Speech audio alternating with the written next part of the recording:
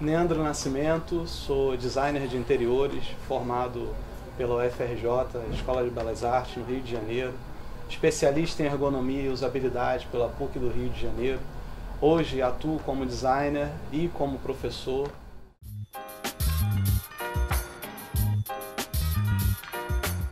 Falar de design de interiores para mim é sempre um prazer imenso.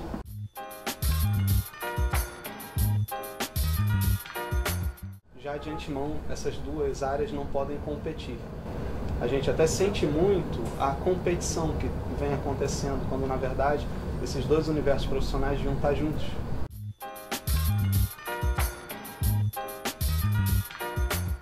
Então a arquitetura cuida da caixa, cuida do todo, não necessariamente dos espaços internos, até porque na formação não há essa perspectiva, não há esse direcionamento para disciplinas que nós vemos na faculdade. O designer de interiores, enquanto formação, ele vê do primeiro dia ao último design de interiores, independente de ser um bacharelado ou uma graduação tecnológica. Se o arquiteto ele tem uma extensão em interiores ou uma especialização em interiores, ele também está apto a trabalhar com design de interiores. Então não necessariamente é quem pode trabalhar com uma coisa ou quem pode trabalhar com outra. Quem de fato é o profissional apto a trabalhar com uma ou com outra. Os dois profissionais estão aptos a trabalhar com interiores, desde que o arquiteto, nessa coisa generalista, ele em algum momento ele direcione para interiores. O designer de interiores, por sua formação, ele já sai preparado. E ele vai para especializações outras dentro da área ou para expandir a área de interiores. O designer ele está mais no âmbito do sensível para tratar dos interiores, porque ele vê isso do início ao fim do curso.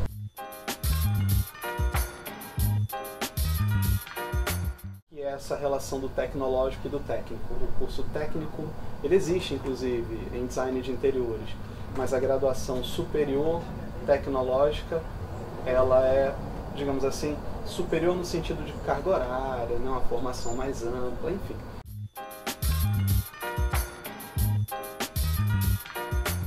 O decorador, ele é superficial, ele não tem um aprofundamento do ensino superior enquanto formação para chegar ao que a gente chega. Dentro da faculdade de design de interiores, a gente vê da simples percepção da forma, a percepção da cor, a um aprofundamento maior. A relação do humano com o espaço interior, a relação com a circulação, ela não é só dimensional, ela passa por outros aspectos comportamentais, culturais, socioculturais. Aqui no design de interiores tem muito da participação do outro.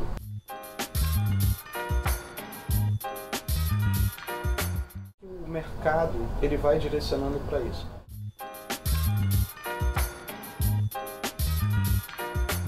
Temos muitas construções acontecendo, o mercado imobiliário é muito latente. A gente tem pouco hoje a crescer, né? Fortaleza cresceu muito em um curto espaço de tempo. Chegou uma hora que desacelerou. Talvez isso tenha feito com que a arquitetura em si tenha diminuído de volume ou a necessidade do número de profissionais para a arquitetura em si no formato generalista. Então precisou do especialista agora para tratar dos espaços internos. Quem vai fazer? Como o arquiteto começou isso muito antes de nós, porque nós estamos em Fortaleza, enquanto designers de interiores, há 17 anos, aproximadamente, com a origem, o surgimento de um curso de design de interiores. Então, é muito recente a cultura do design como um todo em Fortaleza. Então, as pessoas ainda procuram um arquiteto. Quando conhecem o que é o design de interiores, e alguns arquitetos começam a entender que o mercado também está gerando isso, essa oportunidade, eu chamo de oportunidade mercadológica. Não gosto de chamar de oportunismo, porque é uma questão de se permitir a aliança, arquitetura e design de interiores. É assim na Europa, é assim nos Estados Unidos, é assim no Canadá, então aqui não deveria ser diferente, mas infelizmente há essa espécie de concorrência. Então o mercado se abre, né? O que está construído precisa de uma reformulação, E aí o espaço interior precisa de reformulação, precisa de design de interiores, seja ele feito por arquiteto ou por designer de interior.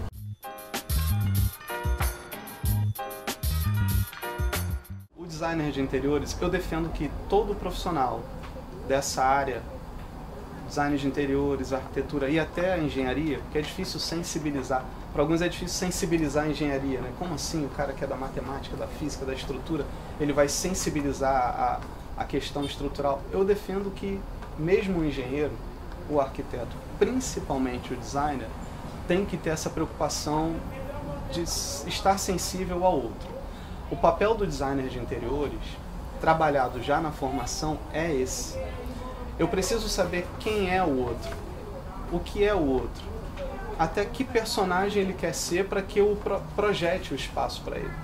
Aquele espaço pode ser não necessariamente para o eu subjetivo, o eu real, mas pode ser para um eu simbólico. Então eu tenho que fazer isso em função desse eu simbólico, esse eu personagem, né? Além disso, tem pessoas que têm problemas, sejam eles psicológicos, sejam eles físicos e tudo mais. Eu não posso trabalhar num projeto meu pura e simplesmente a minha identidade projetual, a minha identidade como profissional. Deve haver o respeito ao outro. E isso é muito ensinado, muito trabalhado dentro das faculdades. Eu vou dizer dentro dos cursos de design, porque eu já tive a oportunidade de passar por 3 cursos de design, considerando aí o ensino universitário. Vim de uma faculdade, de uma universidade que tinha isso latente na formação, passei por uma outra como professor de design, isso era muito latente na formação, trabalhava com design de produto e design gráfico, né? Então esse é um universo particular do design, o cuidado com o outro, né? Seja no design de moda, com a moda inclusiva, né? Respeitar as diferenças e tudo mais. Dentro do design de interiores não é diferente. Eu vou respeitar as diferenças, dentro de uma casa, no meio familiar.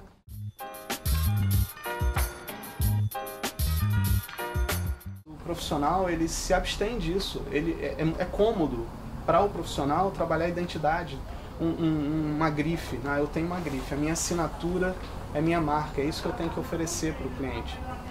Não. E isso é difícil, você se predispor a se abrir, entender quem é o outro e representá-lo nos espaços é difícil. Mas é fundamental. Imagina que vai ter uma pessoa que vai lhe contratar e ela diz para você, cara, eu quero que esse projeto ele dure executado 15 anos. 15 anos, ele sem se reconhecer no espaço, reconhecendo a assinatura do outro, não é legal. Em pouco tempo ele vai chamar ou um outro profissional, ou o mesmo profissional, para que esse profissional tente reconfigurar aquilo que ele entendeu que era o melhor para aquela pessoa. É sempre o melhor para quem vai usar. Eu defendo em aulas, sou professor de ergonomia, né, por conta da minha especialização.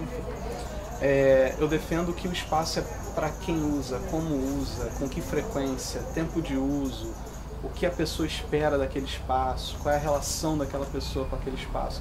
Ela vai vestir aquilo como se fosse a segunda, terceiro habitáculo. Tem gente que defende que o corpo é habitáculo da alma, a roupa é habitáculo do corpo e a residência, o espaço onde ela trabalha, seja lá o que for, é um outro habitáculo.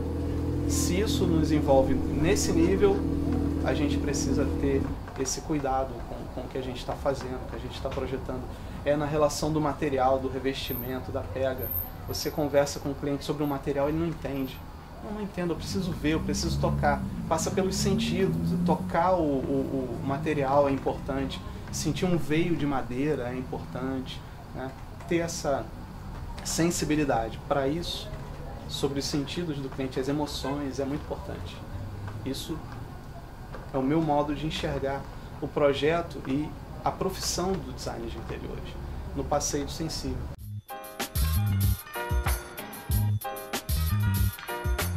Para mim foi um prazer imenso fazer esse projeto, entender quem participa desse universo, né? Ser parte desse universo facilita, mas não é o meu universo somente, é de muitos, é do proprietário. Teve uma participação intensa e imensa dentro desse projeto, teve coisa que ele disse que como ia ser feito, ele foi respeitado, né?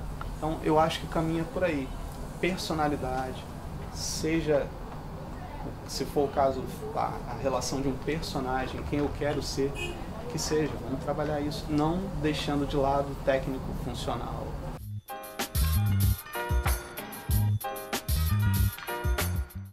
Imenso potencial e a gente está vivendo um momento onde isso é necessário, né? A gente não pode deixar de pensar um projeto sem a economia criativa, sem a sustentabilidade, sem pensar na iluminação, gerando menos gasto de energia, menos consumo de energia, uso de LED, materiais alternativos, mas essa semente ela já foi plantada e ela tem que crescer, tem que germinar e tem que crescer.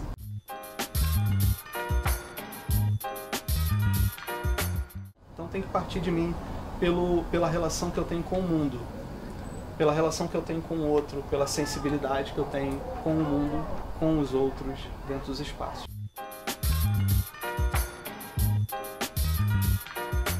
Mas temos esses produtos, inclusive dentro do Nordeste, porque aí eu nem pontuo mais essa relação com o mercado de Fortaleza, o mercado cearense, porque muita coisa pode vir de fora, então eu posso trazer via internet muita coisa de fora e tal. Então acaba que esse mercado ele se amplia, já que a gente pode trazer coisas de fora, e dentro a gente tem. É uma relação de conscientização do profissional e do cliente.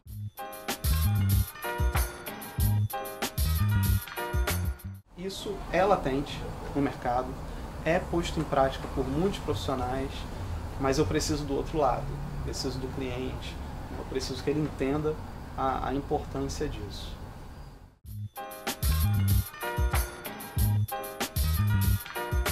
Essa relação com o regionalismo, né? O design de interiores cearense tem uma cara, um formato, um modelo, é algo que vem sendo conquistado. Eu defendo que isso tem que acontecer em alguns projetos. Eu sou contra a relação cearense tem que ter palha, tem que ter coco, tem que ter coqueiro, tem que ter vela de jangada. Não pode ser assim. Eu devo ter uma identidade. Que identidade é essa? Qual é a identidade cearense? Quais são esses ícones, esses elementos que transformados, convertidos, eles podem gerar essa relação de identidade com o Ceará, mas sem ficar piegas, sem ficar gratuito, sem ficar clichê. Existem eventos, inclusive, que acontecem aqui de decoração, de design de interiores, de arquitetura, que trazem isso para dentro, né? Traz essa temática para essas mostras de decoração. Tem profissionais que eu percebo que evitam. Eles, para não dizer que não participaram dentro da temática, colocam uma coisa que traz uma referência Ceará, uma obra de um artista cearense, mas o espaço em si é todo configurado na pós-modernidade, contemporaneidade e tal, uma linguagem até externa a nós e tudo mais, mas tem profissionais que trazem isso.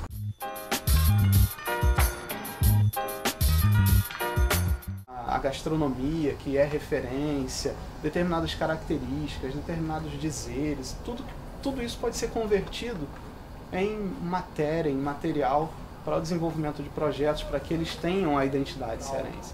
A referência regional, local, transforma o projeto em um projeto atemporal. Aquele cliente que queria de um projeto de 15, 10, 20 anos, ele passa a ter o projeto, né, para 10, 15 anos, por conta dessa temporalidade conquistada pela participação da regionalidade.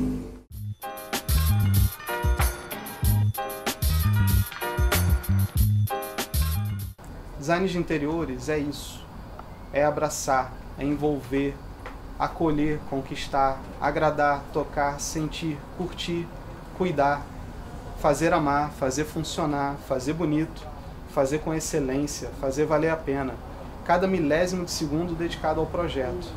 Design de interiores, portanto, não é apenas o ato de decorar. Essa etapa é a última, a cereja do bolo, posta depois de toda a certeza de que o espetáculo da eficiência e eficácia dedicado ao uso, ao humano, se instala e se instaura não em um instalo, mas em cada detalhe. Sim, design de interiores é poesia, é arte, enxertadas em técnica, conhecimento, habilidades e competências advindas, não de dias ou meses, mas sim de anos de estudo. O designer de interiores não para, não pode parar. Tem que estar sempre ativo, buscando a novidade, buscando se recriar, buscando um incentivo do outro, inclusive. Quem é que está à minha volta? O que é a sociedade? O que é a cultura? Onde eu estou inserido? Para que eu possa fazer cada vez projetos melhores, mais voltados para quem usa. Espero ter ajudado você, tirado suas dúvidas sobre design de interiores, arquitetura, relação com o outro, projeto. É isso. Obrigado.